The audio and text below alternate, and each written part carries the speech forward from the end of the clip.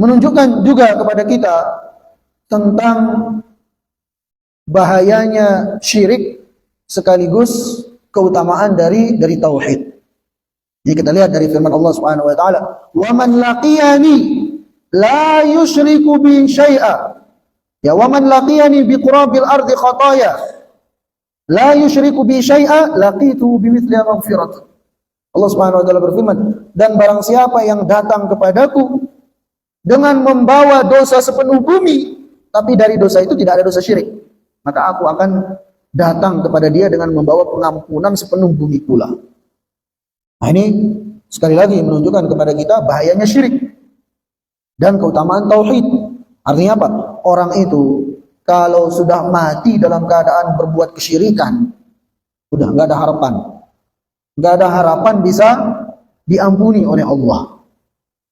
Ya, tapi kalau dia masih hidup, maka dia masih bisa bertobat. Karena dosa apapun kalau orang itu masih hidup, Allah akan ampuni. Dosa syirikkah, dosa kekafirankah, dosa apapun. Ya cuman kalau dia sudah mati dalam keadaan musyrik atau dalam keadaan kufur kepada Allah, maka nggak ada harapan.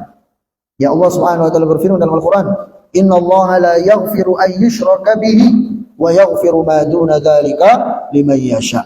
Yang artinya, sesungguhnya Allah Subhanahu wa taala tidak akan pernah mengampuni dosa syirik dan akan mengampuni dosa-dosa selain syirik bagi siapa yang Allah kehendaki. Jadi kalau orang sudah mati dalam keadaan musyrik, nggak ada harapan bisa keluar dari neraka. Ya, tidak ada harapan dan tidak akan ada yang bisa menolongnya. Sebagaimana firman Allah dalam ayat yang lainnya, "Innahu may yusyrik billah faqad harramallahu 'alaihi al-jannah wa ma'wahu an-nar wa ma lidh-dhalimin min ansar." Yang artinya orang-orang yang berbuat kesyirikan, ya Allah haramkan bagi mereka surga dan tempat kembalinya adalah neraka dan tidak ada penolong bagi orang-orang yang berbuat kezaliman atau kesyirikan. Ya, jadi 3 ancaman Allah sebutkan dalam ayat ini bagi para pelaku syirik dan mati dalam kesyirikan. Pertama apa? Allah haramkan bagi dia surga. 2, Allah Azza wa Jalla akan masukkan dia ke dalam neraka. 3, tidak akan ada yang bisa menolongnya. Maksudnya apa? Syafaat itu mental. Nggak ada yang bisa nolong dia. Kenapa? Karena syarat seseorang itu bisa mendapatkan syafaat adalah tauhid. Kalau dia mati dalam keadaan bertauhid, baru ya dia bisa mendapatkan syafaat dari orang lain. Tapi kalau dia mati dalam keadaan musyrik, kufur kepada Allah Subhanahu wa taala, enggak ada harapan. Ya.